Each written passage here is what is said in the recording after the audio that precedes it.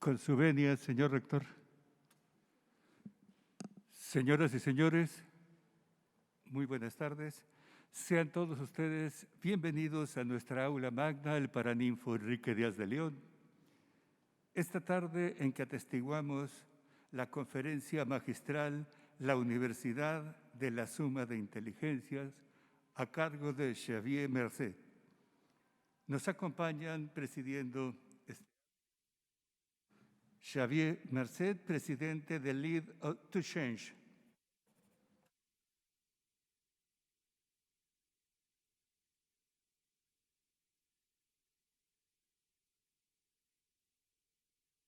De nuestra Universidad de Guadalajara.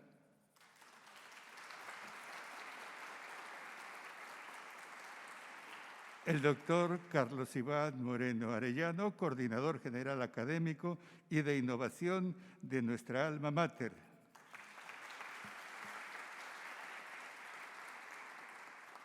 En primer término, escucharemos el mensaje de bienvenida a cargo del doctor Ricardo Villanueva Lomelí, rector general de nuestra Casa de Estudios.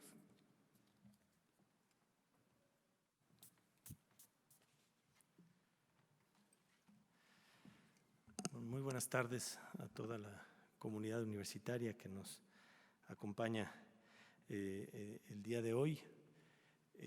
Para mí es un gusto, en verdad, recibir a Xavier Marcet en este Paraninfo Enrique Díaz de León, el aula magna de la universidad, que como lo digo, frecuentemente tenemos este patrimonio de la humanidad que son los murales de José Clemente Orozco, que simplemente a la universidad le corresponde resguardarlos, pero que son patrimonio de toda la humanidad, ¿no? En mi informe, segundo informe, hace algunos pocos meses, yo hice una referencia a Xavier Marcet, a una frase de él que me sirvió para poder contextualizar en ese informe la importancia de la innovación. Y en ese momento hice referencia a que no hay innovación sin riesgo. El gran riesgo es no innovar, Xavier Marcet. Y lo que yo decía es que estoy de acuerdo, porque la innovación no solo debe considerarse como cambios disruptivos, que en ocasiones son muy fugaces, sino que la innovación se debe entender que es parte o debe ser parte de nuestra cotidianidad. Debemos de gestionar esa innovación permanentemente. En nombre de la Universidad de Guadalajara quiero ofrecer la más cordial bienvenida a este Paraninfo a Xavier Marcet y espero porque esta jornada en la que se inscribe esta conferencia, además de un taller que nos va a impartir el doctor, es organizada por la Coordinación General Académica y de Innovación de nuestra Casa de Estudios, y agradezco a Carlos Iván y a todo el equipo de la Coordinación General Académica para tener estas iniciativas que forman parte de las actividades correspondientes al proyecto y construcción de un modelo académico híbrido en el cual se nos permite ofrecer y hacer frente a una mejor manera de enfrentar esta contingencia sanitaria y a la obligación de que todas las instituciones nos adaptemos a estas realidades. Reconozco el acompañamiento y asesoría que el doctor Xavier Marcet ha realizado hacia la Universidad de Guadalajara, lo que nos lleva a considerarlo verdaderamente un asesor, un aliado en innovación educativa en los últimos años de esta institución. Actualmente nos apoya en la discusión conceptual y comparada sobre el modelo híbrido y sus implicaciones para macrouniversidades como la Universidad de Guadalajara, y sobre todo en lo que respecta a temas como la formación docente, la oferta académica y el cambio organizacional. Las universidades sin duda somos el espacio idóneo para la construcción de nuevas certezas y el desarrollo de herramientas intelectuales en los jóvenes que nos permiten y le permiten a los jóvenes desenvolverse en contextos cambiantes como los que nos toca vivir. Hoy en la Universidad de Guadalajara ha hecho de la libertad de cátedra un bastión para la reflexión, la expresión y el libre pensamiento. De igual manera, le ha servido para fomentar el humanismo como parte de la formación de los jóvenes y como columna vertebral del tejido social. Para mí es muy importante que después de 2 años de esta pandemia, de todo lo que hemos vivido, que ya estemos trabajando en el futuro de la universidad, que ya tengamos la mente en el futuro de la universidad, en cómo va a ser la universidad post pandemia. Para mí siempre el reto ha sido que la Universidad de Guadalajara no puede ser la misma de antes de la pandemia. Sin duda tenemos que ser mucho mejores, porque de toda crisis, con un espíritu resiliente como es el espíritu universitario, debemos de sacar fuerzas y debemos de aprovechar esta crisis para innovar, para adaptarnos y para ser mejores. Muchísimas gracias, Javier, por toda esta colaboración y la generosidad de compartirnos siempre tus conocimientos para que podamos mejorar en los retos que significa una macrouniversidad. Universidades como la nuestra hay pocas en el mundo y el reto de la innovación a veces se vuelve más complicado. Felicidades, Carlos Iván, y muchísimas gracias a todos los presentes.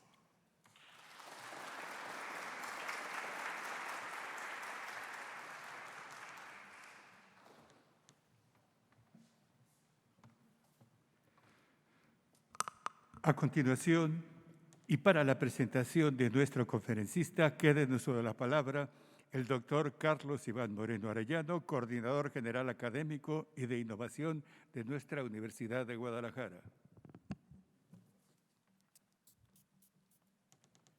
Gracias. Muy buenas tardes a todas y todos quienes nos acompañan de manera presencial y quienes nos acompañan en las redes sociales de la universidad. Apreciable Xavi, señor rector, es un gusto recibirte aquí en este Paraninfo, en, por cierto, tu primera conferencia magistral presencial durante los ya 18 meses de la pandemia. Eso pues es un honor que sea que sea en México y que sea en esta Universidad de Guadalajara y en este fabuloso recinto. Tu presencia aquí, Xavi, hablando de innovación y de disrupción tecnológica, me parece un muy buen ejemplo de las reflexiones sobre lo que debe cambiar y lo que debe permanecer en educación superior. Si algo nos ha recordado o hecho reflexionar esta pandemia en el ámbito educativo, es la importancia de las interacciones sociales, las estructuradas, pero sobre todo las espontáneas, cara a cara. También esa importancia de desarrollar una educación con alta tecnología, sí, high-tech, pero principalmente con interacciones sociales mucho más intensas, high-touch. Y ello implica la necesaria transformación, entre otras cosas, como lo ha insistido el rector general, de las dinámicas del aula de clases. Menos cátedra tradicional, más debate, más colaboración, más trabajo en equipo, solución de problemas, pensamiento crítico y creatividad. De esto y otros temas nos hablará Xavier aquí en su conferencia La Universidad como la suma de inteligencias. Me permito leer una breve semblanza de la trayectoria de Xavier en los últimos años. Él es consultor en estrategia, en innovación y en emprendimiento universitario y corporativo, formado en posgrado en las escuelas de negocios de Berkeley, en California, del IESE Business School y en la Escuela Superior de Administración y Dirección de Empresas, ESADE. Cuenta con una licenciatura anterior también en Historia por la Universidad de Barcelona. Desde 2002, Xavier trabaja asesorando empresas, universidades y instituciones de diversa índole a desplegar modelos de innovación orientados a los resultados, como ya lo referenciaba el rector general. También ha sido jefe de gabinete del rectorado de la Universidad Politécnica de Cataluña, director de la Global University Innovation Net y director general de la empresa Locarlet. Ha desarrollado consultorías internacionales en más de 20 países, en Europa y América, en empresas como HP, Sony, Arauco, Grupo Suez, Repsol, por mencionar algunas. Preside actualmente Lead to Change en Barcelona, con actividades en Barcelona, Madrid, Boston, Santiago de Chile y México, por supuesto, creando una red de empresas y organizaciones y universidades innovadoras en el ámbito tecnológico y también en el ámbito organizacional. Desde el 2019, Xavier preside el Instituto de Arquitectura Avanzada de Cataluña. Asimismo, es fundador de la Barcelona Drucker Society, en honor al gran innovador Peter Drucker. Es profesor de la Universidad Pompeu Fabra en la Escuela de Negocios de Barcelona e imparte numerosas conferencias al año sobre temas innovación, emprendimiento, disrupción e innovación continua, así como clases en distintas escuelas de negocios y universidades de España y Latinoamérica. Ojalá y también puedas aceptar alguna invitación, Xavier, a dar alguna clase en la Universidad de Guadalajara, en nuestro MBA o en alguna otra dentro de los programas. Finalmente, sus últimos libros publicados son Cosas que aprendemos después, Innovación pública y Esquivar la mediocridad, que ya tiene 12 ediciones, nos comentaba hace un rato Xavier, y fue publicado apenas en 2018. Es también colaborador habitual, me declaro uno de sus lectores, columnista para temas de management e innovación en el periódico La Vanguardia y en el blog Sintetia. Sin más, Xavier, muchas gracias por acompañarnos aquí y the floor is yours. Gracias.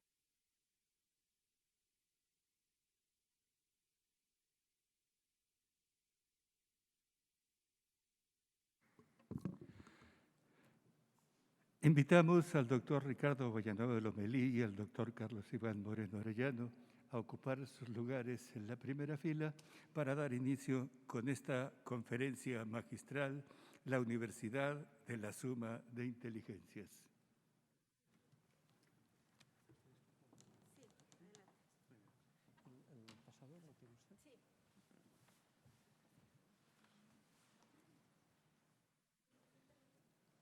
Muchísimas gracias. Para mí es un gran honor estar hoy aquí. Quiero agradecer al rector general, al coordinador académico general, a los estimados Ricardo y Carlos Iván, poder estar aquí. Sé lo que significa esta sala, sé lo que significa la Universidad de Guadalajara en México y en Iberoamérica, y para mí es un gran honor. Les quería comentar algunas referencias de lo que es habitualmente mi trabajo. Mi trabajo es intentar que las organizaciones identifiquen y avancen mejor hacia el futuro que desean. Mi trabajo es intentar combinar lo que nos quede por hacer de planeación.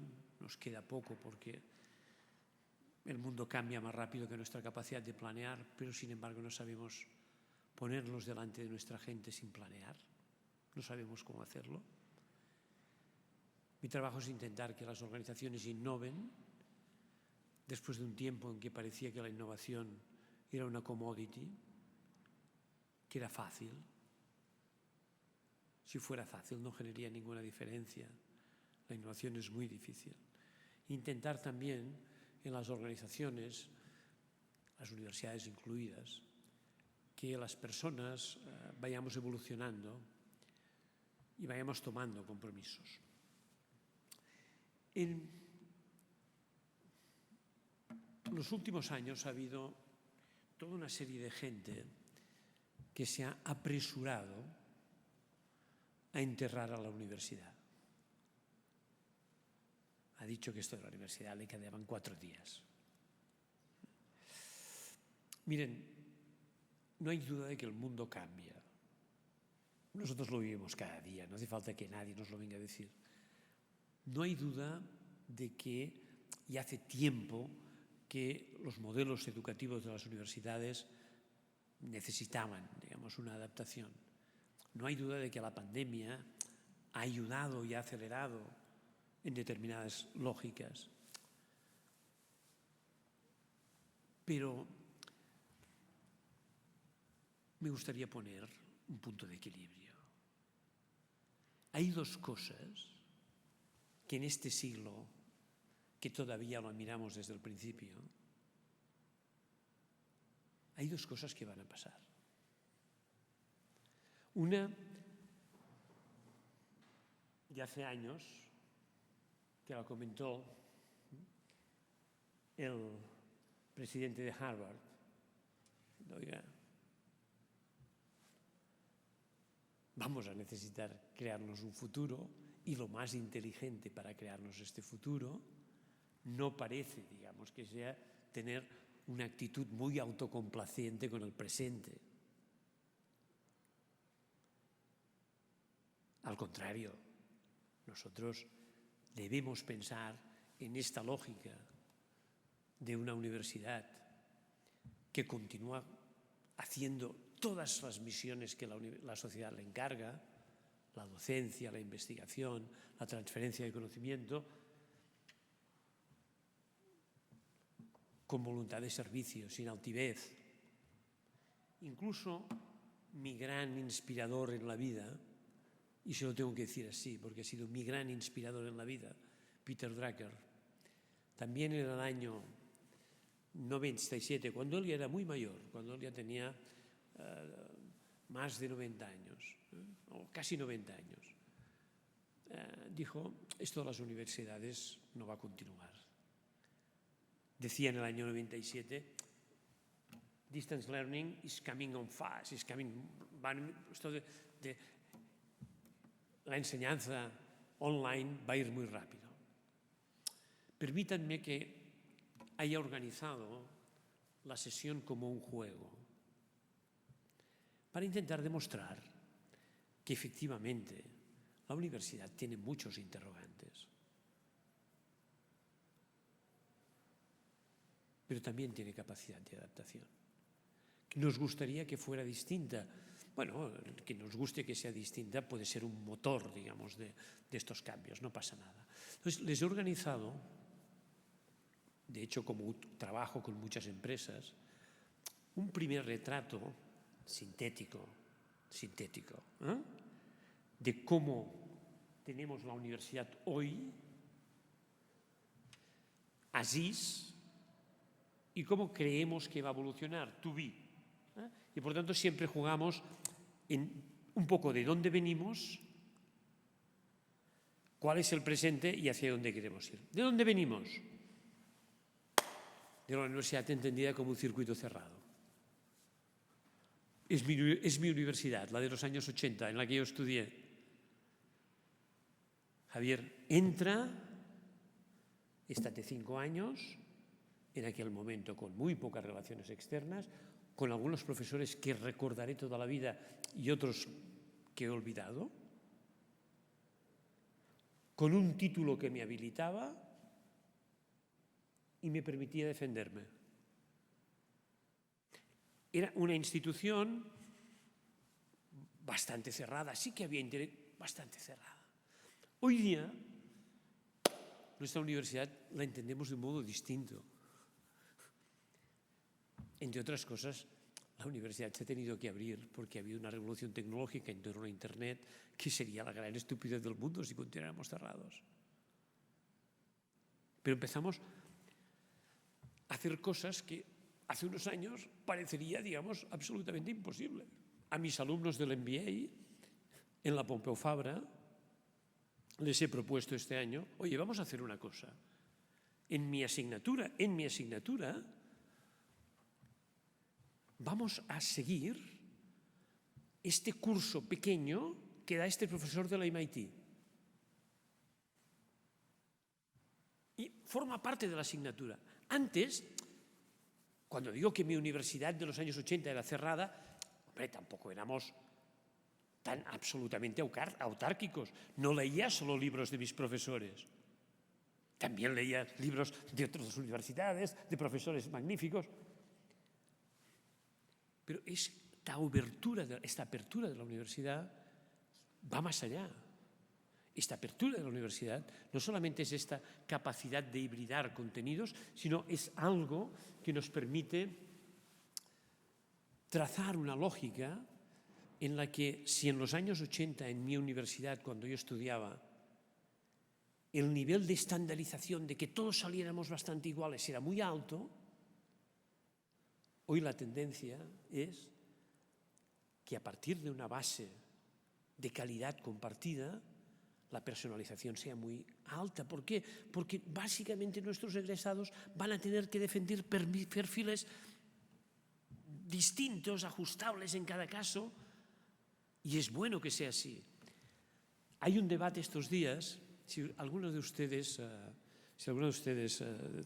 tiene tiempo y le gusta todo esto, hay una entrevista excelente de hace 3 días, yo creo, en el periódico El País, entre un profesor de filosofía de 85 años español que se llama Emilio Lladó y un filósofo muy de moda en estos momentos italiano que se llama Nuccio Ordine, que escribió un libro que se llama La utilidad de lo inútil, básicamente como una gran reivindicación del papel de las humanidades. Miren,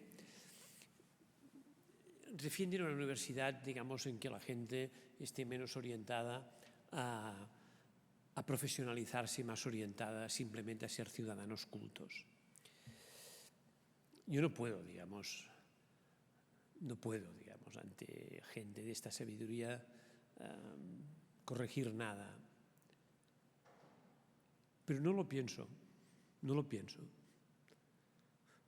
Pienso que a las universidades se nos pide mucho y es bueno que se nos pide mucho porque también se nos invierte mucho. Pero se nos tiene que pedir las dos cosas. Que seamos capaces de generar ciudadanos cultos y ojalá honestos y que a la vez les demos instrumentos a estos ciudadanos para que tengan oportunidades en la vida en un mundo, por cierto, que cambia. Pasamos de una universidad que la veíamos como proveedora de formación. En los años 90, cuando yo estaba, digamos, en el rectorado de la Universidad Politécnica de Cataluña, empezábamos un debate que todavía dura. Y es normal.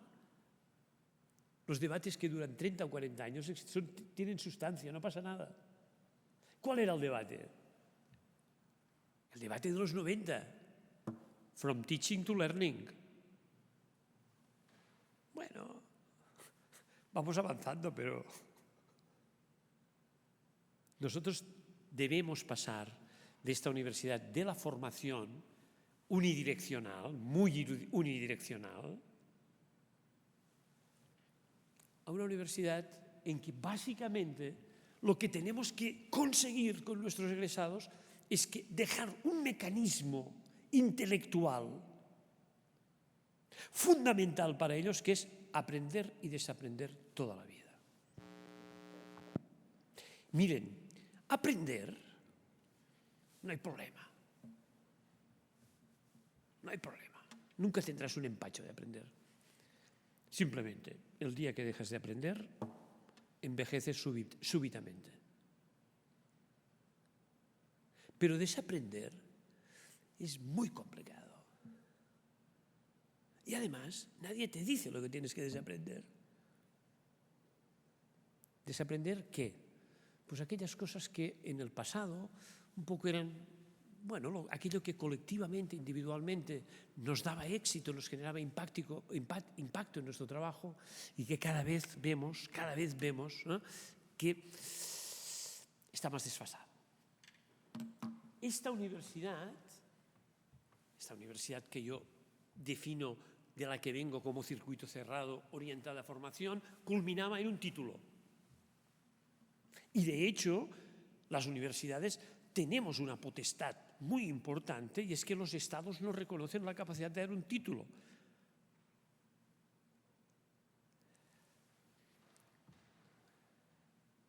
¿Y esto es importante? Lo es. ¿Y lo será? Lo será. ¿Tan absolutamente como el pasado? No. No. Si alguien quiere disparar a la línea de flotación de las universidades, tiene que disparar aquí. La utilidad de los títulos. Es curioso porque hace como unos 10 años empezó una cruzada de algunas empresas con Google delante, diciendo que no iban a pedir el título universitario a aquellas personas que aplicaran a sus trabajos. Hoy día hay una lista que circula, que la pueden encontrar ustedes por internet, de 100 empresas grandes que siguen esta lógica de no pedir títulos para trabajar en ello. Cuando analizas en estas empresas, ellos mismos lo dicen,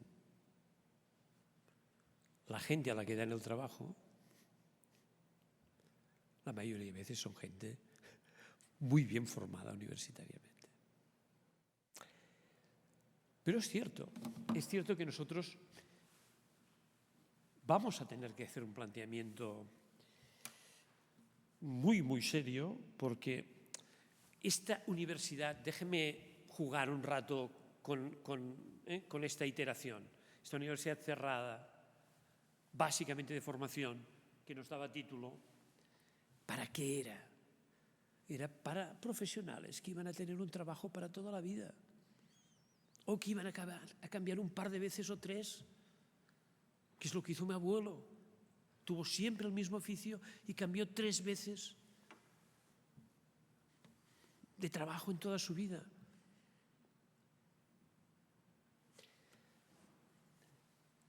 Vamos a tener una generación delante, que es una generación que va a estar marcada por una gran necesidad de actualización profesional sobre conocimientos, competencias, tecnologías que ya sabemos que existen, pero que todavía no sabemos el impacto que tendrán ni cuándo lo tendrán. Y algunas que las vemos lejos en el horizonte, las ciencias cuánticas, la computación cuántica y otras.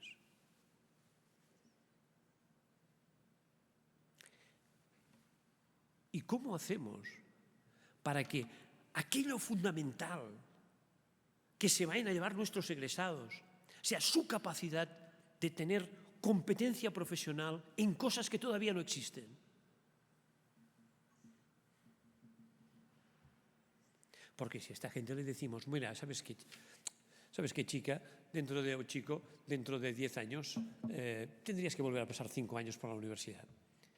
Nos dirán, pero oiga, yo, esta familia que tengo, necesito unos ingresos y necesito...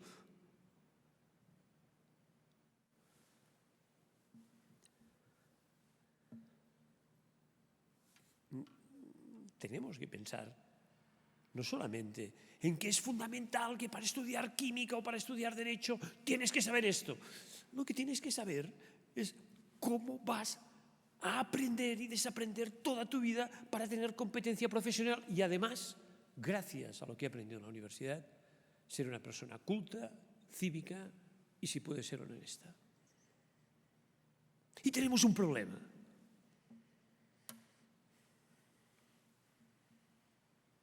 Creemos que somos mejores si lo decimos todo, aunque sabemos que ya todo no lo podemos decir, que podemos decir una parte muy pequeña, pero nos cuesta enormemente renunciar a un modelo que tiene sus raíces en el modelo puramente memorístico.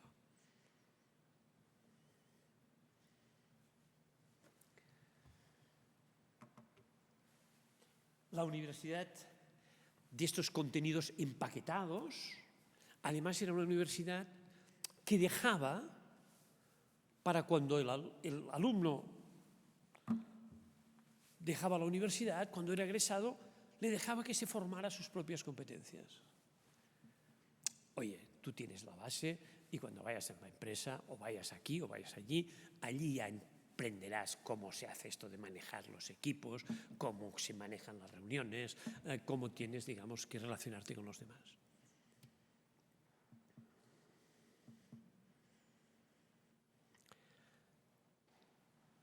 Pero parece que las cosas van suficientemente rápidas,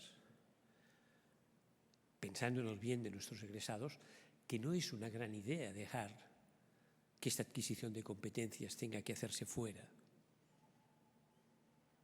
Pero es que dentro ya no nos cabe nada más. No los podemos tener aquí 8 años. Ya no nos cabe nada más.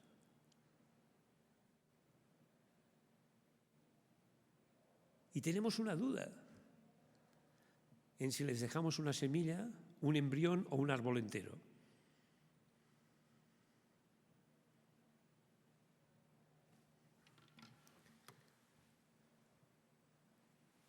Necesitamos ser más consistentes. Para mí la consistencia es la capacidad de evolucionar con aquellos a los que quieres servir en cualquier cosa, en una empresa, en una administración o en una universidad. Evolucionar con aquellos a los que quieres servir medio paso por delante.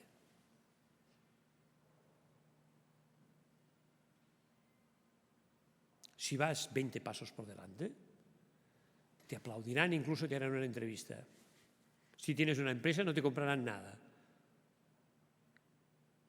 Y si estás haciéndolo en la universidad, no conseguirás que tus alumnos lo puedan aplicar.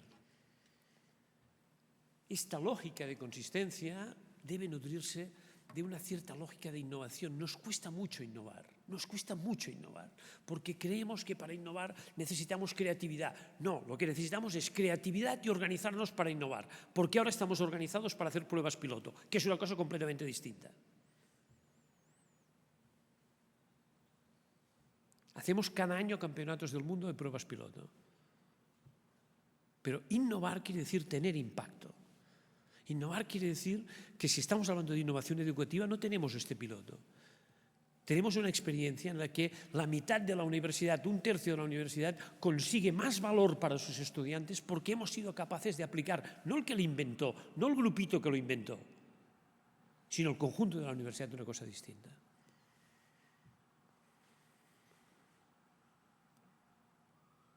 La innovación es acción, es impacto. Lo demás llamémosle como queráis. Venimos de la universidad de lo que sabemos. Dejadme jugar con las palabras. Venimos de la universidad de lo que sabemos y nos cuesta mucho, no sabemos montar la universidad de lo que sabemos que no sabemos y de lo que no sabemos que no sabemos. ¿Pero qué es lo que van a necesitar nuestros estudiantes?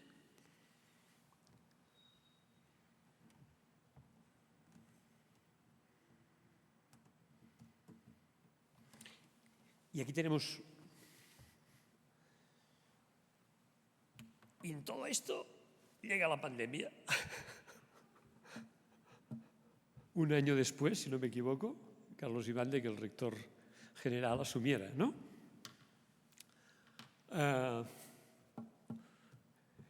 Ya veníamos hablando de la universidad presencial y de la universidad híbrida y muchas de las reflexiones las hemos hecho con gente de esta universidad, a la que agradezco mucho esta posibilidad.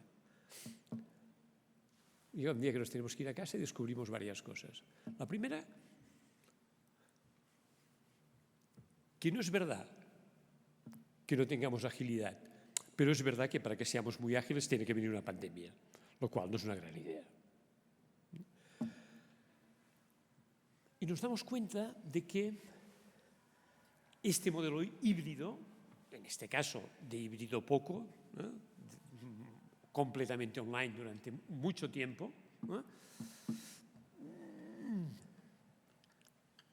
nos hace plantear cosas. ¿Y si montáramos una universidad sin presencialidad?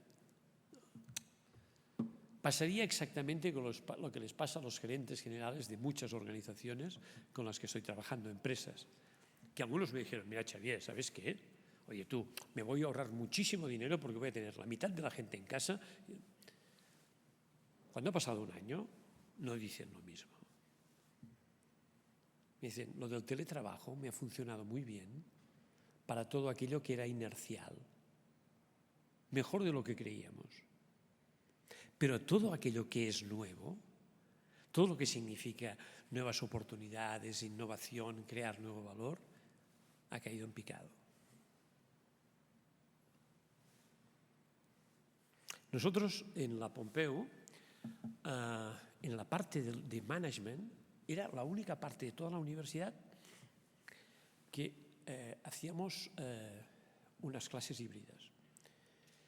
Quiero decir, un poco como aquí, que hay gente que nos escucha en casa y gente que estáis aquí. Básicamente eran 8 grupos de alumnos, había 6 presenciales y 2 que no podían venir. A partir del segundo mes, los dos que no podían venir se enfadaban. Es decir, vamos a ver, lo que nos ha pasado nos tiene que hacer olvidar una presencialidad exclusiva. Lo que tenemos que tener a partir de ahora claramente es una presencialidad aumentada. Vamos a mantener la presencialidad. Además, en términos universitarios, aportamos muchísimo con las relaciones humanas.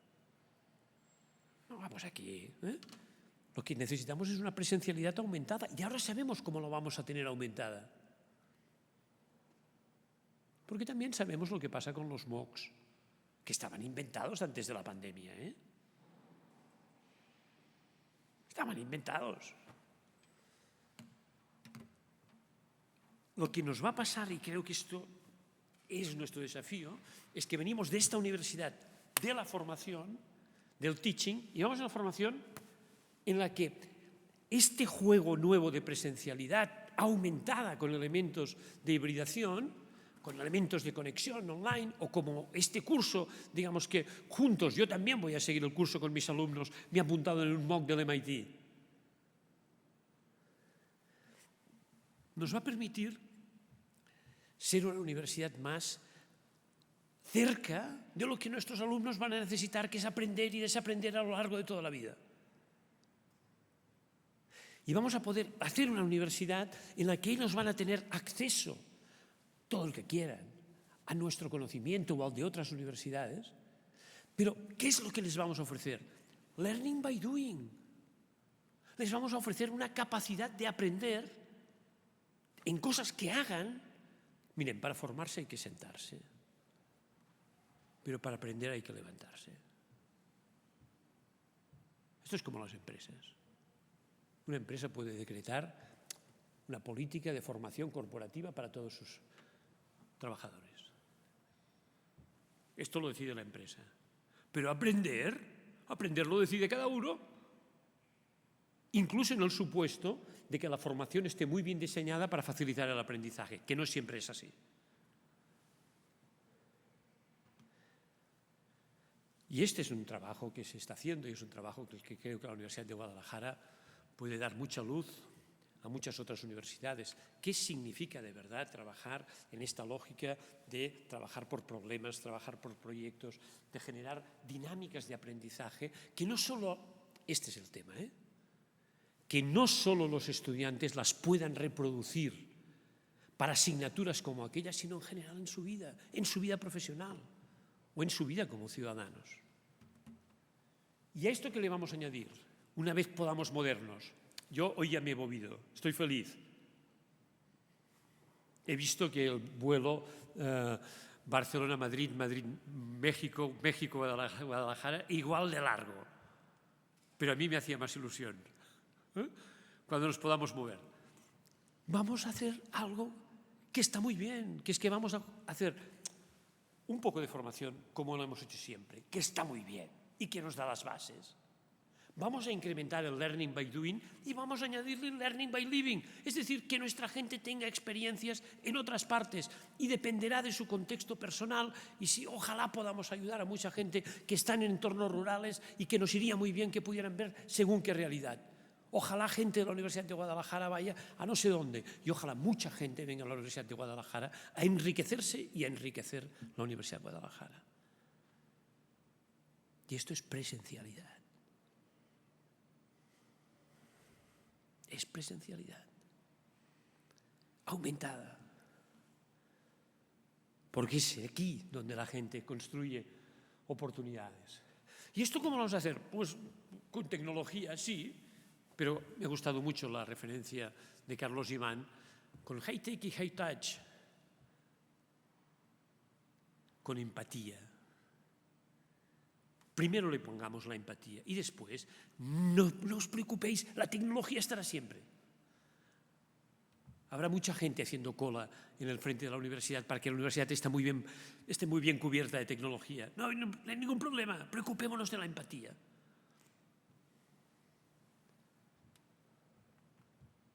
preocupemos de esto. Generemos bien este equilibrio. En este campus de universidad cerrada, orientada a la formación, culminada con el título de la que vengo, yo creo que intuimos cosas nuevas. Por ejemplo, intuimos que es muy importante que la gente venga aquí y que no solamente, digamos, disfrute de algo que renunciar a ello es un crimen. A mí me hacéis renunciar a algunas de las clases de mi profesor Josep Fontana, pero si aquello era una obra de arte, ¿cómo vamos a renunciar a cosas de estas? ¿Cómo vamos a renunciar a cosas de estas? No. Vamos, digamos, a pensar en formatos clásicos de universidad que vamos a mantener, vamos a añadirle learning by doing, vamos a añadirle learning by living y vamos a intentar algo. Vamos a intentar que la gente cuando pase por aquí, y esto ahora lo tenemos que fomentar más, cuando pase por aquí se nutra de oportunidades de largo recorrido. ¿Qué es lo que hacemos las universidades presenciales?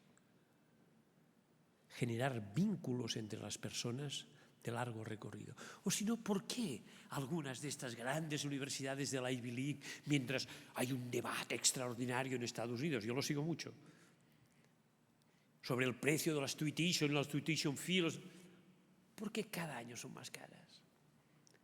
Es curioso, cada año son más caras y cada año dan más en abierto todo su contenido, con los mismos profesores, no con profesores de segunda. ¿Cómo es que cada año son más caras? Una razón muy sencilla. Porque entre la experiencia, que es poliédrica y muy positiva, tú vas a conocer a gente que te va a dar oportunidades, no digo económicas solamente, de todo tipo. Y esto es lo que nosotros tenemos que ser capaces de hacer. ¿Cómo somos capaces de hacer esto sin hacerlo de un modo elitista? Esta es una universidad pública.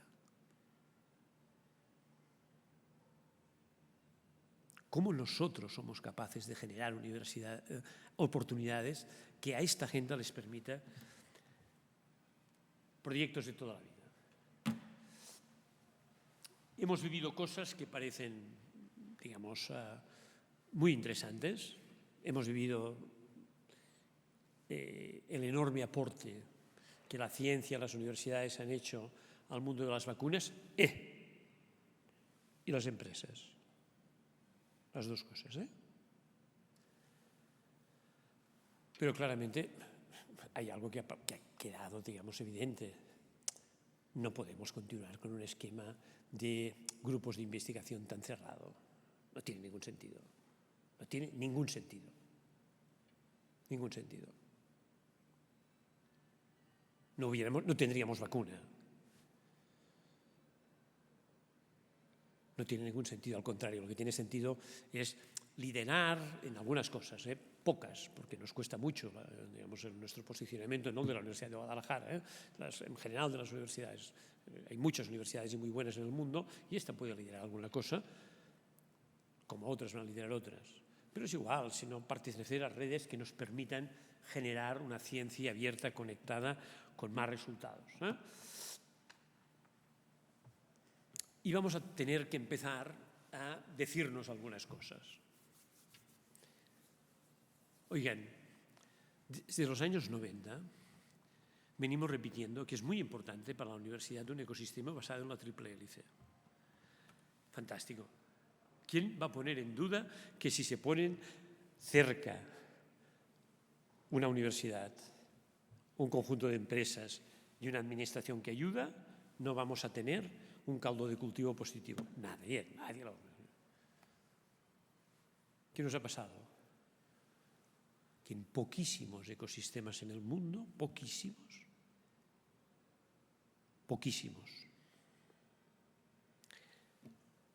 esto ha supuesto un salto extraordinario en todos los sentidos.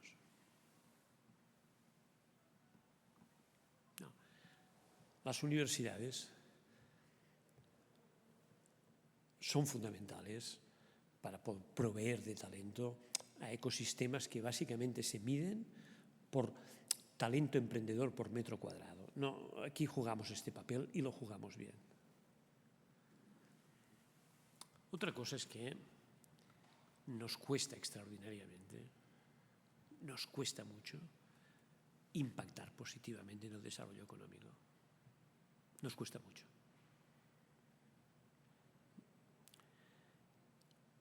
Y yo creo que nos va a costar más si nos empeñamos en algo que creo que es un enorme error. Y es intentar hacer las cosas aquí igual que se hacen en Silicon Valley. Simplemente porque nuestras condiciones, ni peores ni mejores, son distintas. En algunas cosas peores, de acuerdo, son distintas. Son distintas. Y además otra cosa.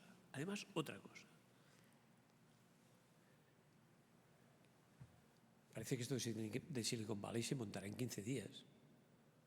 No, esto es el resultado de 40 años.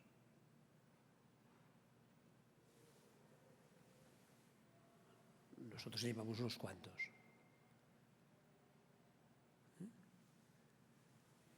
Pero tenemos que crear un modelo propio, un modelo de Guadalajara, de Jalisco, que es un lugar, digamos, extraordinario.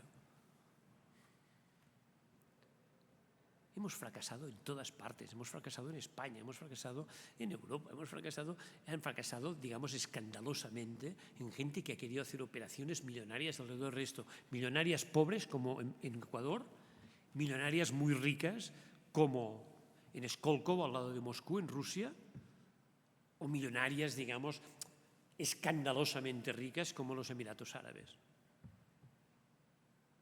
que se compraron un campus de Columbia, y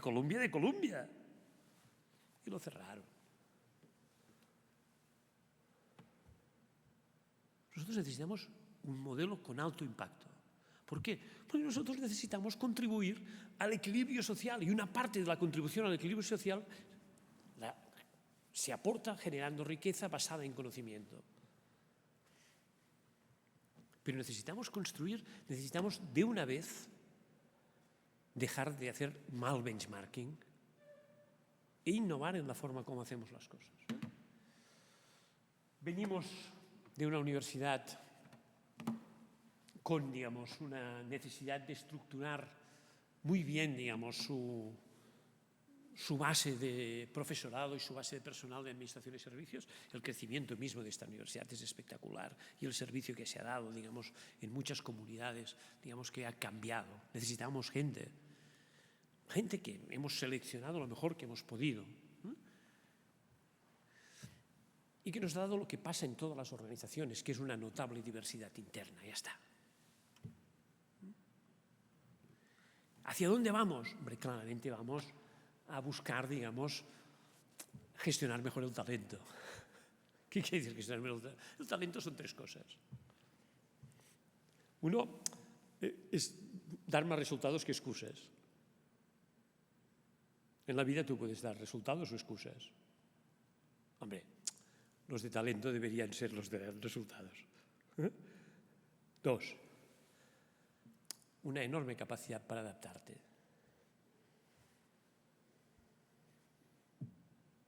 Tres, una enorme capacidad para compartir. No queremos una universidad que sea un ecosistema. Queremos una universidad que sea un ecosistema de aprendizaje. Y por tanto necesitamos mucha gente que nos lidere, que nos haga diferenciales, que nos ayude en términos de resultados.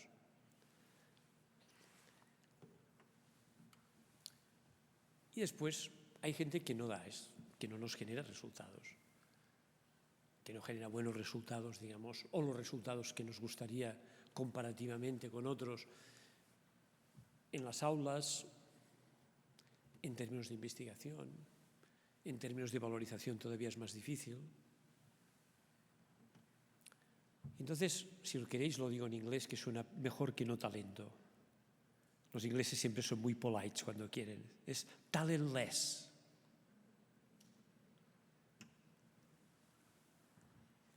¿Qué hacemos con la gente que nos sigue?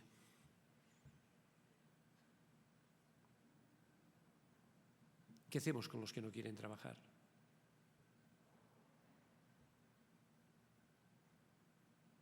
¿Qué hacemos con los que son más inerciales de lo que nos gustaría? ¿Qué hacemos con aquellos que no acabamos de entender cómo entraron, pero sabemos que nunca se irán?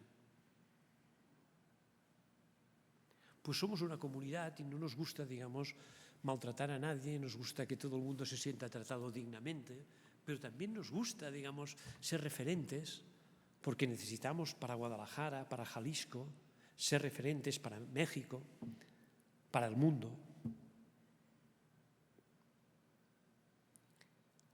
Y no hay fórmulas. Uno tiene que tener la humildad como para reconocer que esto es muy difícil y que se gestiona, pues, de un modo, digamos, muy por equipos, pero una universidad que no tenga un porcentaje muy alto de gente que dé resultados equiparables a lo que le gustaría ser en el futuro, nunca alcanzará este futuro. Y eso es una reflexión colectiva y es una reflexión personal, por descontado, ¿eh? Nosotros ya no estamos en una universidad de los convenios internacionales. Yo cuando estaba en la Politécnica teníamos 300 y pico de convenios firmados. Básicamente por una cosa que estaba bien, que estaba muy vinculada al turismo académico. Era la justificación de un viaje. Nunca pasaba nada más después de este convenio. Bueno, esto, mira, las universidades teníamos nuestras formas de conectarnos internacionalmente y esto, oye, no lo critico tanto, ¿eh? Lo que pasa es que necesitamos otra cosa. Si queremos hacer bien el learning by doing y el learning by living, especialmente el learning by living, necesitamos otra cosa. Necesitamos ser muy locales. Yo me emociono cuando veo hoy aquí que me habéis dejado hablar aquí, porque sé lo que significa esta sala. Y sois los garantes, digamos, del estudio, digamos, de lo que es esta comunidad y en todos sus elementos, en toda su historia, en toda su literatura, en todo lo que significa, digamos, Guadalajara para el mundo. Pero a veces sois una universidad que sois también los ojos globales de esta comunidad. Y esto es un gran privilegio, pero tiene que ser verdad. Tenemos que pasar a otra fase. Una de las cosas que más tenemos que cambiar, hemos empezado. Han empezado cositas a cambiar, al menos en España y en Europa he visto cositas que están empezando a cambiar. Muchas veces nuestros cursos de posgrado en la universidad simplemente poníamos en el posgrado aquello que ya no nos cabía en el grado. Y además, digamos, oye, como todo el mundo tiene que tener unas horas y hay unos intereses, oye, pues los posgrados no nacían solamente, reconozcámoslo, de las necesidades de la gente, que además son difíciles de identificar. Pero hay algo que parece sensato. Vamos a continuar teniendo másteres de 2 años y habrá gente que los aprovechará muy bien. Pero habrá gente, y cada vez más. El otro día estaba hablando con unos mexicanos del sector del automóvil, básicamente en el entorno de Querétaro. Tengo 700 personas, 200 ingenieros y gente en general bastante formada, que vamos a tener que inventar otro producto. Ya sabemos que el producto necesitará otra tecnología. ¿Y qué hago? ¿Los despido a todos? ¿Y busco gente que tenga esta tecnología, que además no encontraré? ¿O los mando a una universidad a actualizarse que me dirán que son cursos de 2 años? Si lo necesito en meses.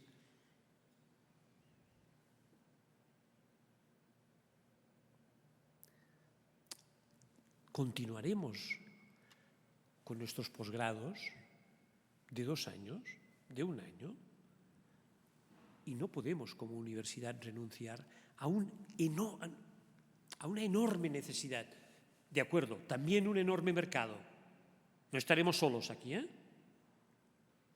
Pero quien mejor lo puede hacer somos nosotros. Y además nos va muy bien por otra cosa. Nos va muy bien por otra cosa. Que nos pone el contrapeso a nosotros, gente que estamos formando desde la universidad y que nuestra experiencia vital es de trabajar toda la vida en el mismo sitio en un porcentaje altísimo. Nosotros, que somos el ejemplo de la estabilidad, tenemos que ser los que vamos a formar el ejemplo de la necesidad de actualización constante de empresas que cada vez van a ser más pequeñas, un núcleo duro muy pequeño y lo demás gente que entra y sale de la empresa, no necesariamente mal pagada. También, no es que hagamos un favor a la sociedad cuando somos capaces de adecuarnos a estas cosas, es que nos hacemos un gran favor a nosotros. Porque somos los que tenemos que hacer este proceso de adaptación en un tiempo que es el que la gente necesita socialmente y lo tenemos que hacer con calidad, con más garantías que nadie y ofrecerles continuidades que otros no les pueden ofrecer. Y lo debemos liderar nosotros. Y nos pasa cuando tenemos que hacer todas estas cosas que somos muy burocráticos. Y además, el que esté libre de pecado que tire la primera piedra, yo no lo tiraré.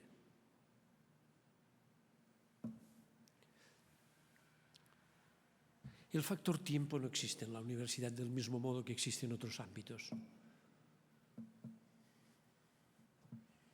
No. Y aquí tenemos un gran reto como organización.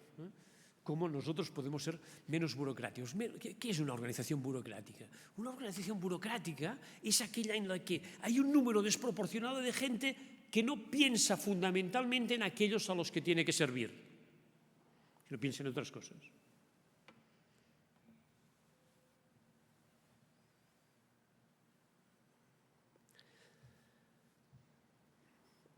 Estaba reunido con un equipo rectoral hace poco.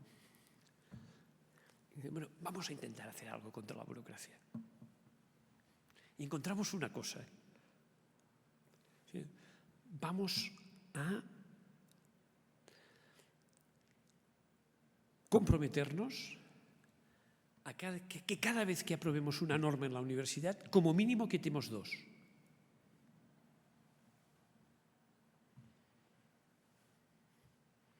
Y vamos a hacer otra cosa. Vamos a hacer que el tiempo de la unidad de reunión en la universidad sea de 30 minutos. Y vamos a hacer otra cosa. Vamos a hacer que haya una regla no escrita en la que nunca puedas poner más de 2 personas en copia en un correo electrónico.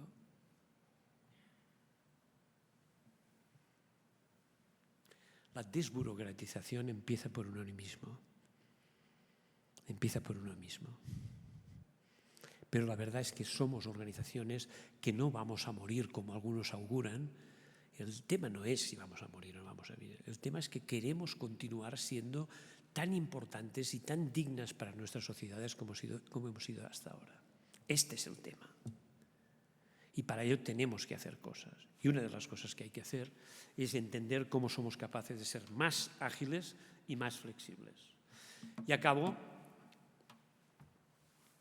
Nosotros nos han tocado 2 cosas en la vida en los últimos años.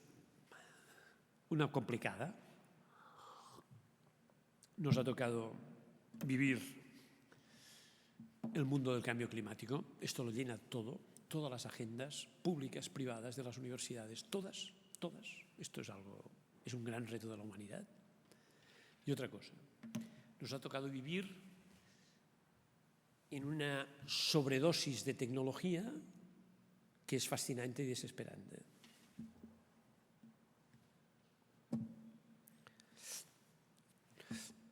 Es fascinante que hayamos podido continuar trabajando en medio de la pandemia.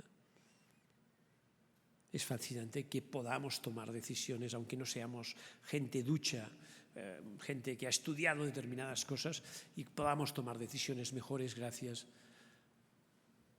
a las nuevas inteligencias. Es espectacular lo que estamos viviendo. Ahora estoy en varios proyectos de esto, se conoce como los gemelos digitales, los digital twin, la capacidad de reproducir una organización, una maquila, reproducir una propia ciudad, como estamos haciendo, y tener todos los datos reales. La gracia está aquí, en reproducir la ciudad para trabajar en datos históricos y datos reales y poder ver en este doble digital qué pasa en tiempo real y con los coches que circulan realmente por la calle y la gente que pasea y los empleos que tenemos y la energía que construimos, en tiempo real, qué pasa si tú vas modificando cosas, sin necesidad de que tengas que hacer esto para molestar a la gente. Hay posibilidades extraordinarias. Al final, ¿qué es lo que tenemos delante? Al final es nuestra capacidad de sensorizar el mundo, pasar de la Internet que conocemos, de conocimientos y personas, a una red que le añadimos de lo que llamamos la Internet de las cosas. Todo estará sensorizado. Ya no existe el mundo analógico solo, todo es analógico y digital. Esto nos produce un volumen extraordinario de datos, que, por cierto, para la investigación serán agua bendita, que nunca hubiéramos podido imaginar que podríamos almacenar, trabajar con ellos, y ahora podemos almacenarlos, podemos trabajar con ellos, y además podemos hacer otra cosa, que no es nueva, pero que podemos hacerlo como nunca, que es podemos tener unas reglas de uso de algoritmos que le llamaremos machine learning, deep learning, inteligencia artificial, que nos ayudará a este volumen extraordinario de datos poder sacar consecuencias. La inteligencia artificial es una máquina que funciona con datos.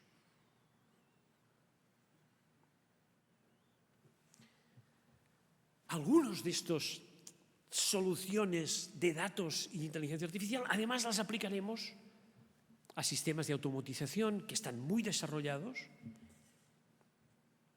y cuando juntemos la robótica con todo esto, pues tendremos soluciones interesantes, muy interesantes, que en general lo que van a hacer es que van a permitir automatizar en nuestra sociedad y especialmente en nuestras empresas todo aquello en que las personas no aporten un valor diferencial.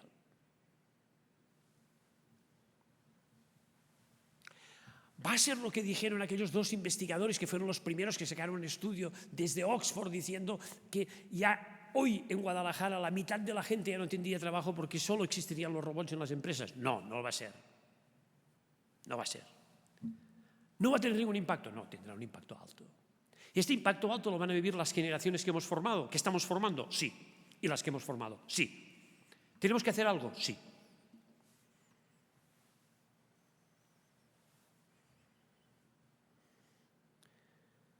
Lo primero que parece sensato es que la universidad sea quien dé ejemplo. A la hora de utilizar herramientas que sus egresados van cada vez a utilizar más en las organizaciones donde vayan. Es difícil imaginar hoy que los avances en la ciencia de materiales y en la nanotecnología fueran posibles sin el concurso de los datos y la inteligencia artificial. Es difícil imaginarlo. Bueno, el MIT acaba de ser el MIT Nano, que lo hemos visitado. Es difícil imaginar, digamos, que el avance de la ciencia que ha permitido las vacunas, en algunas cosas, digamos, haya ido tan rápido. Cuidado, Cuidado, tampoco estamos tan delante como para imaginar no sé qué. Porque si estuviéramos con inteligencias artificiales tan extraordinariamente desarrolladas, alguien habría inventado la manera de que esta pandemia no haya durado lo que ha durado ni haya arruinado a media humanidad. ¡Shh! Cuidado. Porque si nos vamos subiendo para aquí a la izquierda en California, hay gente que te mira todo el día por encima del hombro diciendo que llega la singularidad, que las máquinas ya serán muy pronto más importantes que las personas a la hora de pensar y no sé qué, y que están trabajando por la inmortalidad. Pues si trabajan por la inmortalidad, que lo demuestren. Poco menos de arrogancia, por favor. Que la sabiduría es la suma de conocimiento y humildad. Nunca la arrogancia, nunca la sabiduría es la suma de los expertos y de la arrogancia. No queremos ser una universidad de expertos, queremos ser una universidad de sabios porque creemos profundamente en la suma del conocimiento y la humildad.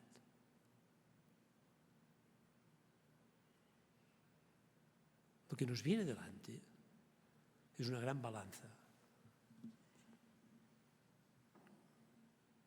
entre inteligencias, la suma de inteligencias, de la inteligencia artificial, que es un resumen de muchas cosas, y la inteligencia natural, la de las personas, la que nosotros tenemos. Bueno, las personas hace 10.000 años que nos estamos diseñando. A unos se les nota más y a otros menos, pero no somos tan fáciles de sustituir.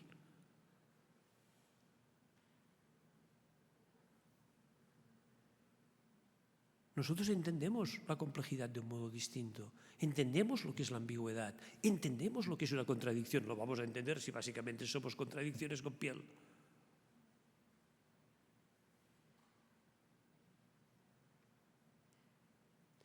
La gran tarea como universidad, entre otras, la gran tarea como universidad es liderar la suma de inteligencias, no olvidar la inteligencia artificial, que se la van a encontrar solamente salgan por la puerta. Es liderarlo y demostrar algo que es extraordinario.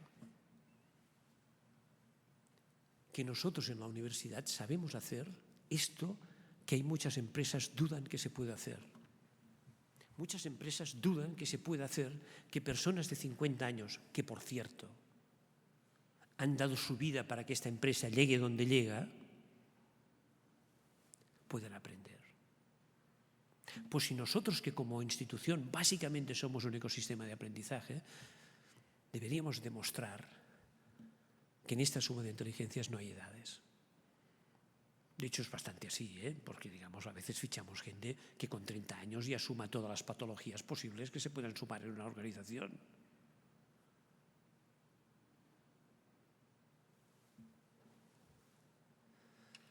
Debemos liderar esto. Hay una universidad que se llama UDG,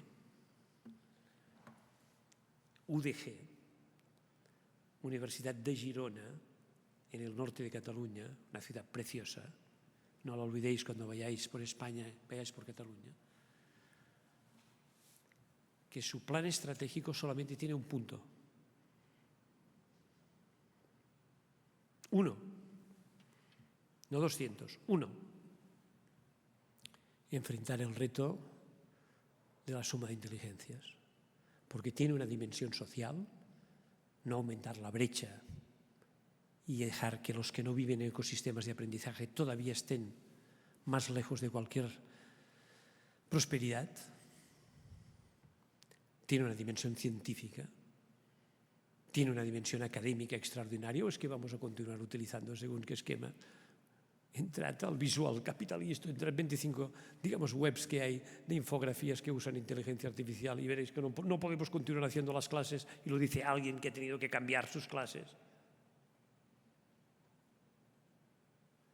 Pero el reto más importante, el reto que nos alumbra, digamos, en los próximos años es que solamente tiene sentido una sociedad y una universidad en que la relación personas-máquinas la decantemos a favor de las personas. Porque al final las máquinas solo funcionan. Las únicas que trabajan son las personas. Muchísimas gracias, Carlos Iván. Muchísimas gracias por permitirme estar hoy aquí a su disposición. Muchas gracias.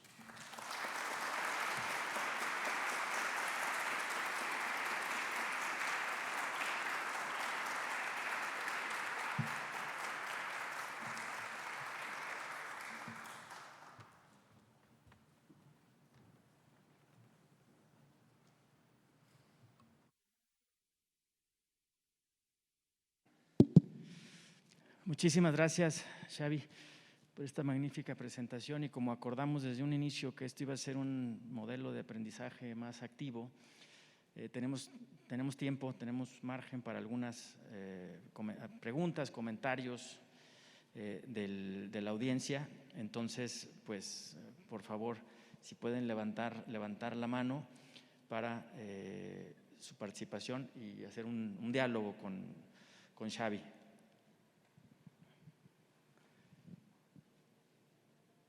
Sí, adelante. Puedes decir tu nombre, adscripción. Gracias.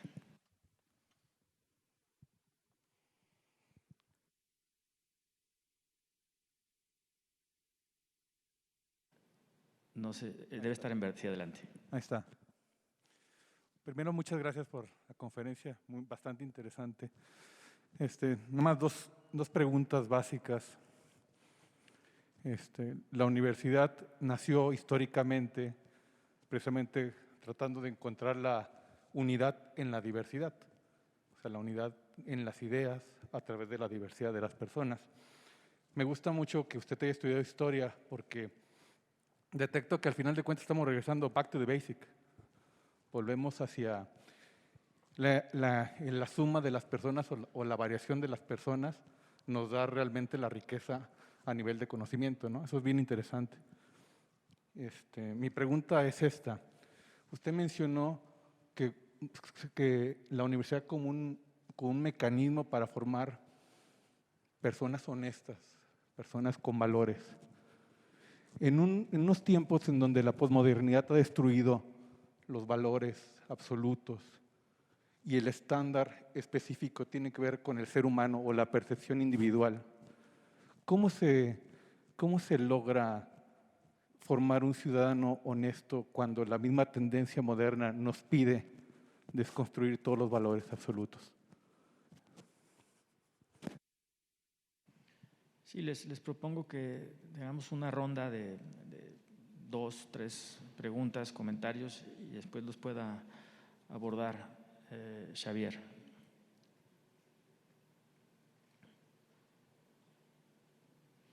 Sí, adelante, muchas gracias.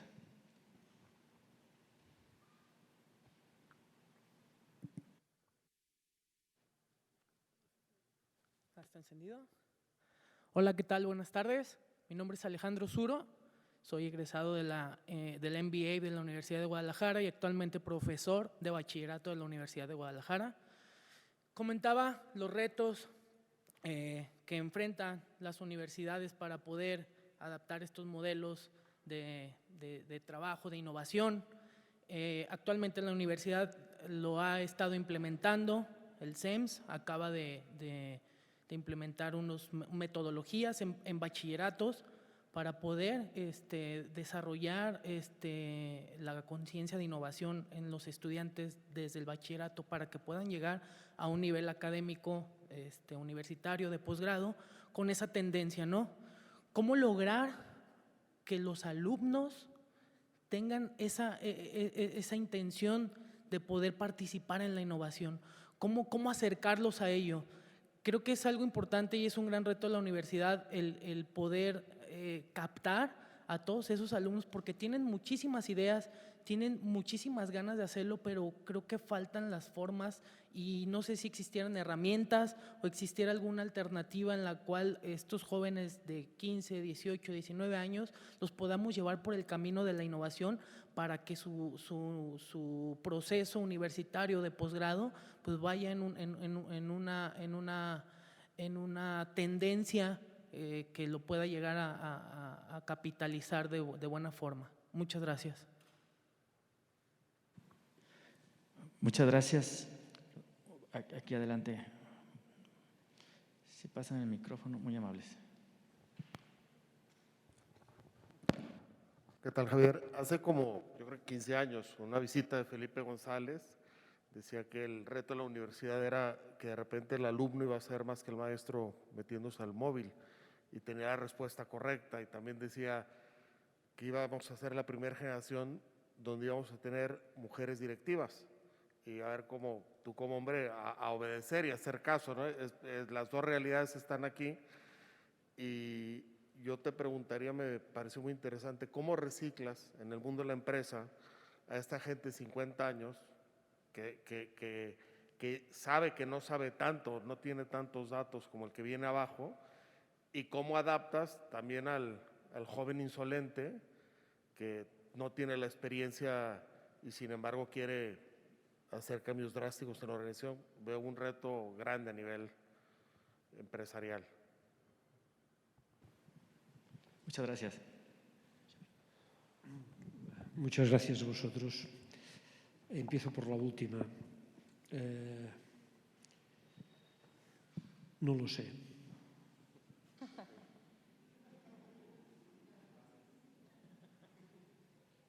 No lo sé. Es muy fácil sacarse recetas y decir 4 cosas, digamos, que parezca que tienen sentido. Es lo más difícil que tenemos que hacer la gente que estamos en las organizaciones. Lo más difícil no es gestionar el talento, lo más difícil es gestionar el no talento, con mucha diferencia. Y solamente aquellos que nunca han estado en una empresa o en una organización creen que lo fácil es despedir a la gente y poner otros. Solamente los que no han estado saben que... Por tanto, te pido disculpas, pero no lo sé. Intuyo que una buena formación como managers, humanística y a la vez muy de negocios, y esto, Omar, creo que es un tema muy importante, nos tiene que ayudar, porque no hay recetas y a veces me quieren hacer ver, digamos, que hay determinados coach que con 30 años son capaces de resolver estas cosas. No dudo de la capacidad de los de 30 años, pero ¿sabéis una cosa? Aprender a preguntar es un trabajo de toda la vida. Y intuyo que para resolver estas cosas tenemos que estar más cerca de las preguntas que de respuestas fáciles empaquetadas. Por tanto, te pido disculpas, no lo sé. Las 3 preguntas me parecen muy interesantes. Voy por la primera, la de la honestidad. En todas las organizaciones, solamente la honestidad y la autenticidad nos rescata de la mediocridad. Mi única recomendación sería el último libro de Clayton Christensen, que va sobre esto y que es una reflexión de vida, no es una reflexión académica solamente, es una reflexión de vida sobre esto, y que tiene que ver con algo que me parece, digamos, que es bueno decir, ¿no? Y es que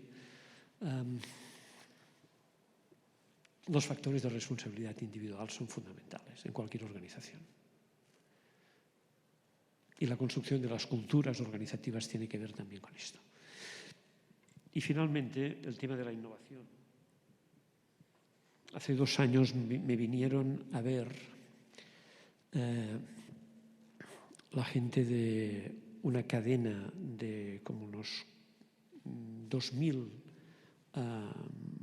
institutos de educación secundaria, no sé cómo los llamáis aquí, escuelas secundarias, muy, digamos, muy orientados en este caso a la formación profesional, exactamente planteando lo que acabas de plantear. Entonces hemos hecho una experiencia en la que ellos me contrataban a mí, digamos, para que yo ayudara en todo esto. Yo he ayudado lo que he podido, pero he aprendido una barbaridad.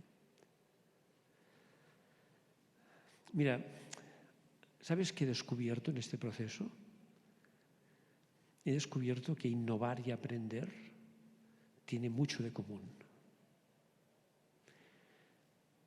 Y que muchas veces cometemos el error de intentar resolverlo todo. Esto es un poco difícil de decir aquí, ya me perdonarás. Intentamos resolverlo todo con metodologías. creemos que cuando tenemos una metodología ya lo tenemos todo. No, cuando tenemos una metodología no tenemos nada.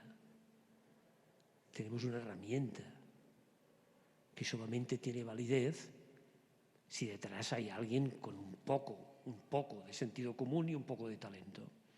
Entonces, ¿qué es lo que hemos intentado con esta gente? Te cuento la experiencia. Hemos intentado que se atrevan. El lema ha sido que se atrevan. 1, 2. Hemos intentado que piensen. Nos hemos esforzado mucho en hacer algo que casi es imposible. Casi es imposible. Que cuando quieran resolver algo, no se tiren de cabeza a Google y empiecen a googlear. Que piensen. Y 3. Hemos intentado una cosa que es fundamental para la innovación, que es que piensen en problemas reales. Yo siempre digo que la innovación está en la mirada, no está en la tecnología. La innovación está en la mirada de aquel al que quieres crear valor. Quitarle un problema, ayudarle en una necesidad, ayudarle a desplegar una aspiración. Entonces, que se acostumbren mucho a tener confianza, a atreverse, que no sean prisioneros de las metodologías y que finalmente trabajen en problemas reales. Porque la única forma de distinguir si estás ante un proceso de innovación o ante una ocurrencia es garantizar que estás trabajando sobre problemas reales.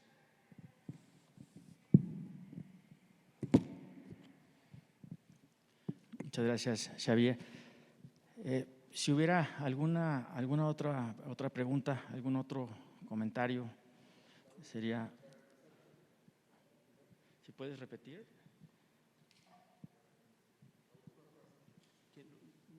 Repítela, por favor. Si puedes repetir la última frase que dijiste. Garantizar.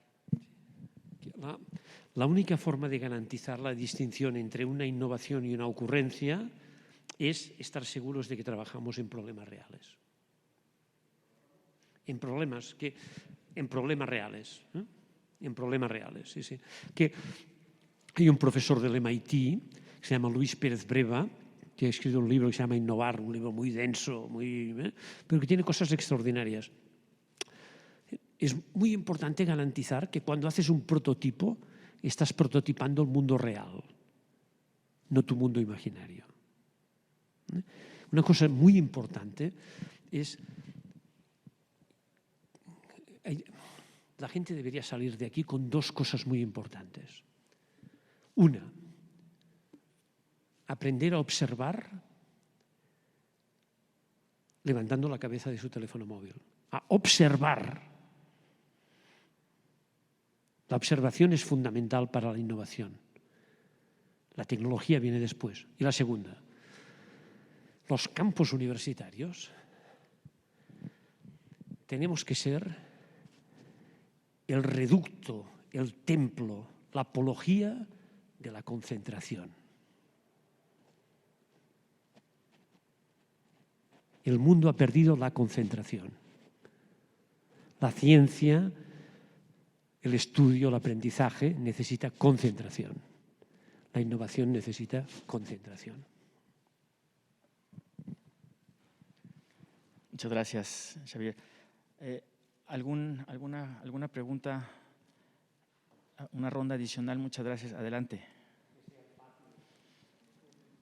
Gracias. Mauricio Baza, de Coordinación de Internacionalización.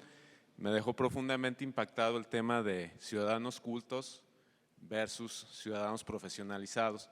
Creo que es no solo algo que impacta en la comunidad académica, sino en la comunidad general. Entonces, en un mundo donde ahorita las tecnologías de información y comunicación están ganando tanto terreno y donde los contenidos pues no tienden a eso, a fomentar ciertas áreas de la cultura, donde me queda claro que es una decisión también personal, ¿cómo podríamos empezar con un concepto, cómo puede usted decirnos pues una buena práctica en ese sentido, no solo en nuestro ámbito personal, sino general, para fomentar ciudadanos cultos, desarrollar ese tema un poquito. Se me hace muy interesante. Gracias por la oportunidad de su conocimiento.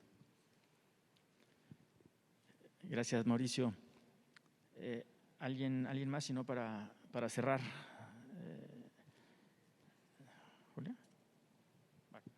Por acá. Creo que Julia Yolanda, ¿verdad? ¿No?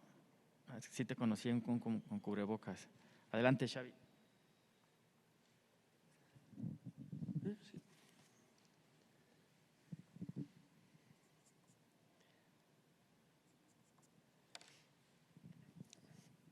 Creo que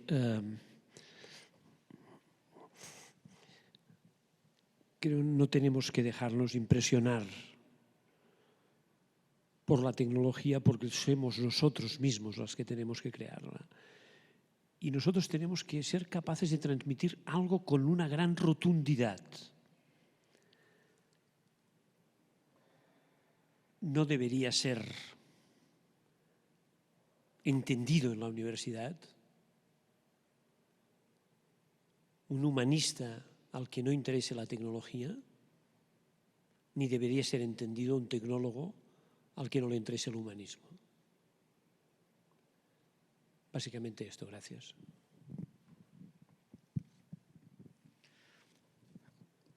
Sí, tenemos dos allá atrás, hasta atrás, y aquí una pregunta adicional. Adelante. Sí. Muchas gracias. Bueno, ya aquí abusando de la participación y aprovechando que está aquí también con nosotros, muchas gracias por su conferencia. Ahorita comentó algo muy importante en cómo identificar una innovación con una ocurrencia. Quiero platicarle algo muy rápido que me sucedió hace un par de años. Para ser exactos, 2 años y medio, en mi clase de innovación y desarrollo de negocios en la Universidad de Guadalajara, en bachillerato.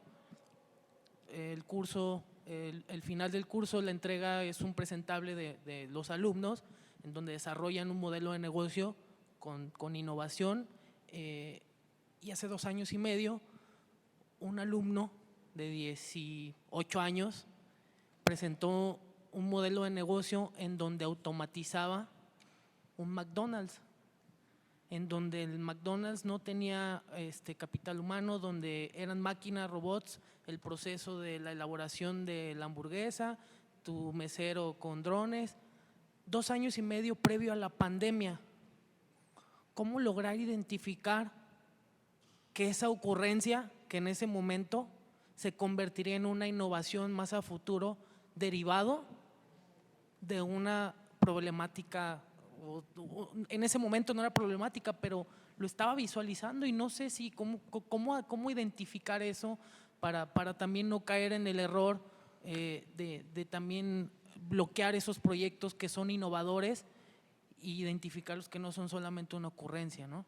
Muchas gracias.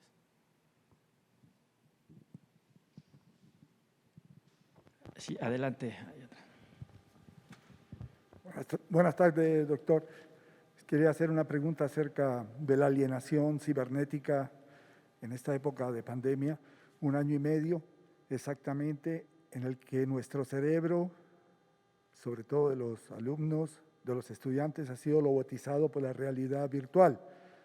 Eso significa que hemos perdido la condición humana, hemos perdido el espíritu de nuestra especie, ¿no?, de Homo sapiens, para dejarlo en mano de las máquinas, en mano de un computador, en mano de un teléfono.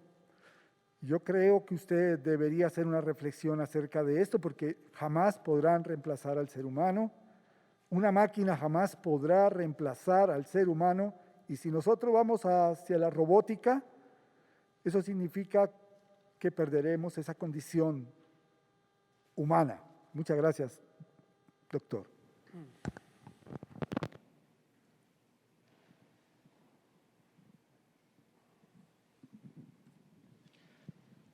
Adelante, Magda. Gracias. Magdalena Bustos, de CUSEA, coordino una maestría en Educación Superior Internacional. Una de las cosas que me parece importante y que lo mencionó usted es el tema de cómo esta pandemia nos hizo también no solo valorar la tecnología, sino también valorar los encuentros cara a cara y las vivencias de las personas. Entonces, creo que estamos en un momento muy importante para revalorar nuevamente esa presencialidad. Sin embargo, en las prioridades institucionales, a veces el tema de la virtualidad y en el momento en el que estamos hemos perdido como, pues como ese rumbo, ¿no? El de encontrar esa presencialidad y esa movilidad de los estudiantes en particular. Entonces, ¿cómo mantener ese tema en la agenda en un momento en el que financieramente es complicado para las instituciones apoyar a los estudiantes en estas estancias internacionales? Y demostrar o seguir hablando del tema de la importancia de que el chico haga esas estancias, ¿no? Mantenerlo como vivo y sin pensar que, bueno, ahora todo nos lo resuelve Zoom, que es un poquito hacia donde nos hemos ido como institución. Gracias.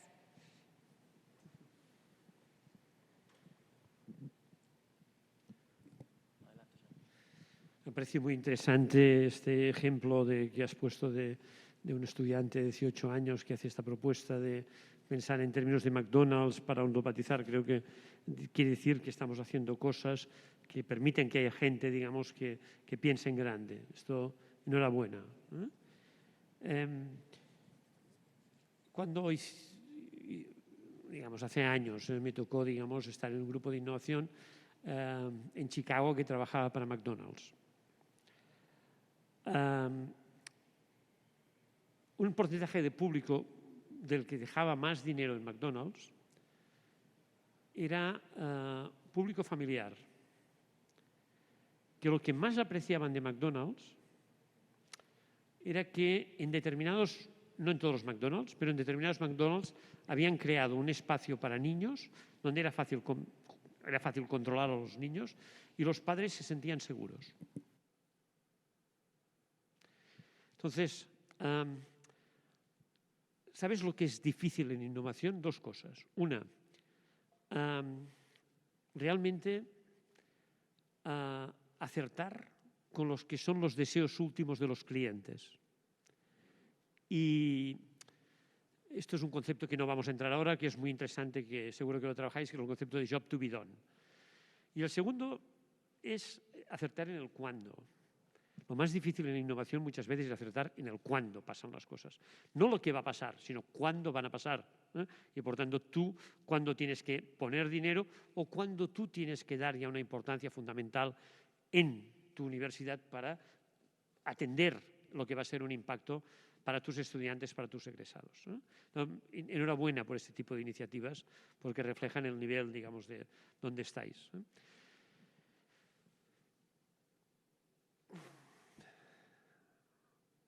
Vamos bien, vamos bien. Vamos bien porque recordaremos que nuestro papel es este. Ser muy conscientes de lo que la tecnología nos puede aportar y no dejarnos aturdir.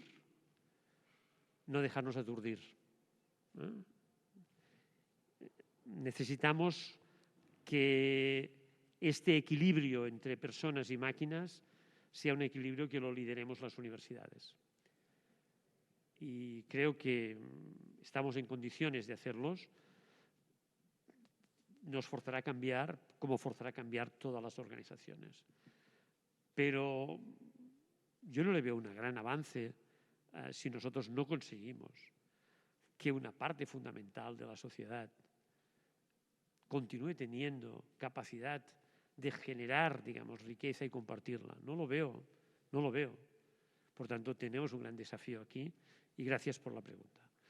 Y respecto del tema de lo que hemos estado haciendo ahora, lo que hemos vivido, que ha sido muy interesante,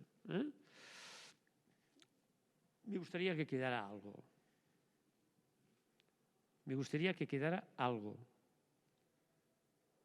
gustaría que las palabras del rector general fueran ciertas. Hemos vuelto mejores. Si después del 4 de octubre, cuando sea que vuelvan los estudiantes, no nos queda nada de todo esto, habrá sido un desperdicio increíble. Tenemos que saber repartir mejor nuestros tiempos, haciéndolos más eficientes y creo que haciendo espacio a lo que os decía del learning by doing y el learning by living. Mira, hay algo que es muy importante para mí, y es cómo nosotros vamos realmente a aprender de todo esto. No es tan evidente, ahora es muy evidente, porque todavía estamos así. A la que llevemos 6 meses de normalidad, tendremos que luchar para que no vuelvan las inercias que creemos que no eran la mejor solución. Tendremos que recordárnoslo, ¿no? Y una cosa que es muy importante, y es muy importante decirla aquí donde estamos. En la vida puede haber cosas negociables, pero para nosotros, para una universidad, hay una cosa que nunca es negociable: aprender. Muchas gracias.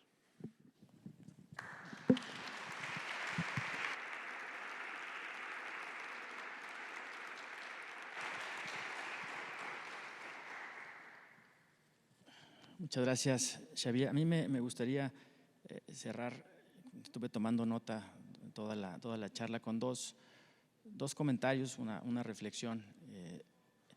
En primero, me llamó mucho la atención sobre el tema de esta tentación que tenemos las grandes burocracias, las macrouniversidades o las grandes organizaciones en intentar cambiarlo todo.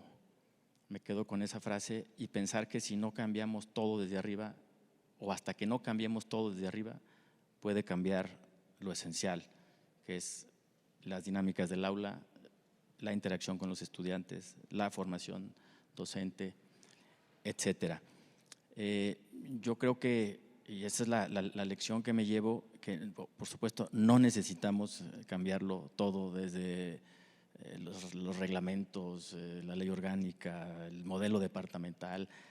Como dijo el rector, vámonos a los básicos. Si alguna lección me llevo de aquí es cambiemos el sílabus, nuestro programa de estudio, cambiemos nuestras prácticas académicas en el aula, como docentes, como coordinadores de maestrías, como coordinadores generales, académicos, como rectores, etcétera.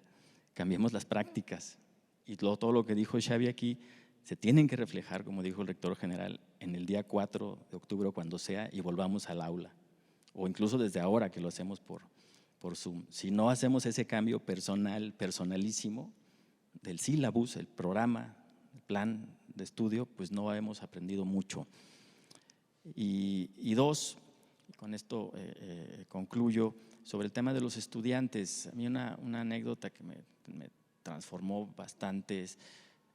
Hace algunos años, y quizás pues, lo supiste, Xavi, en la universidad hicimos una serie de programas de internacionalización para el emprendimiento y la innovación, donde alrededor de 250 estudiantes estuvieron en los ecosistemas, en el ecosistema de Boston, en Babson College, en MIT y en Harvard, en proyectos, preparando y presentando proyectos de emprendimiento desde lo local.